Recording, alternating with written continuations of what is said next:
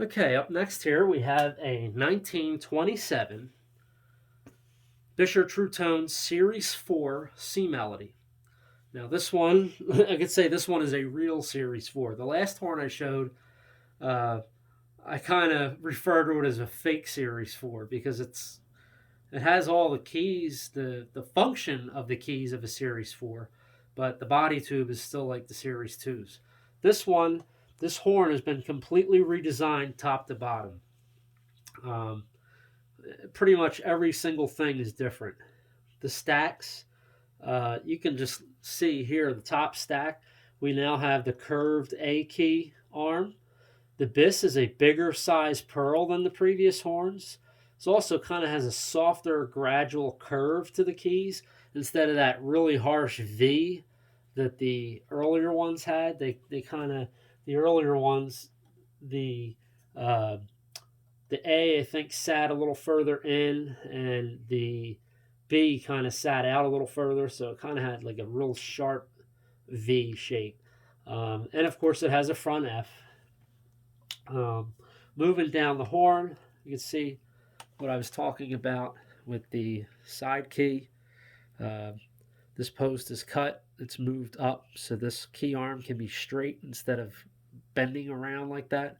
I guess the less bends you have in a key, the better. Um, so that was all redesigned.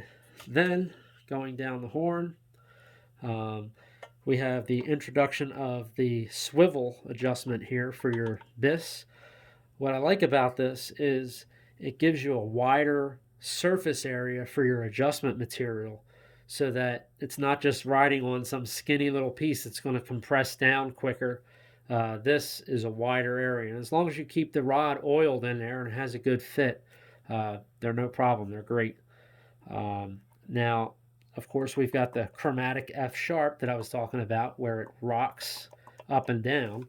And the thumb rest is actually a larger radius.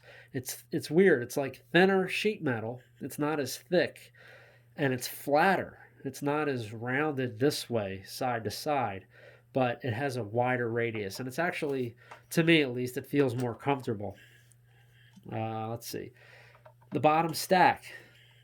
When we go to the bottom stack here, you've got, um, let's see, what else? Yeah.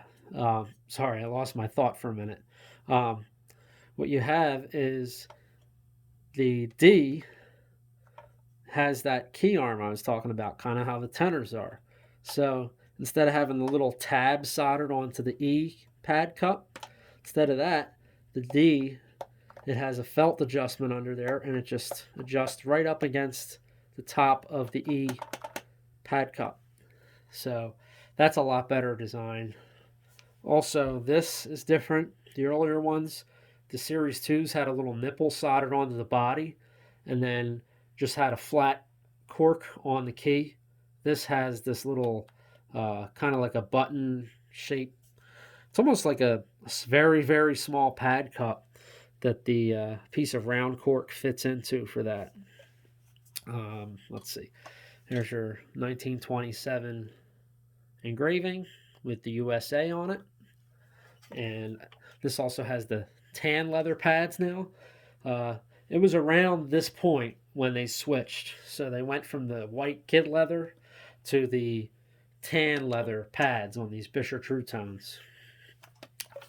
Um, we've also got the guard here, so you don't bump the B key closed.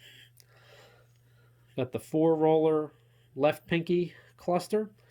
Got the roller G sharp, roller B flat. And this is where it gets really cool.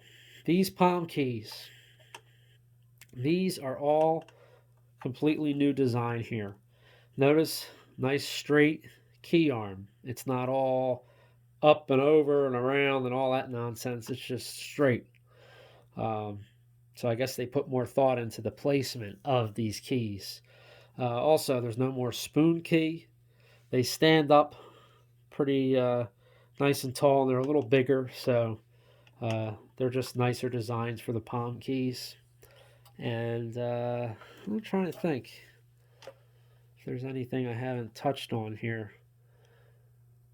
I don't know, but basically, yeah, that's your Series 4. You could even find some of these that say Aristocrat on the bell, but when it comes down to it, they're pretty much all going to look like this. Here's a good view of the top stack pearls, and you can see how it's kind of, this has a different shape than the older ones do. So that is the 1927 Series 4 Buescher C Melody.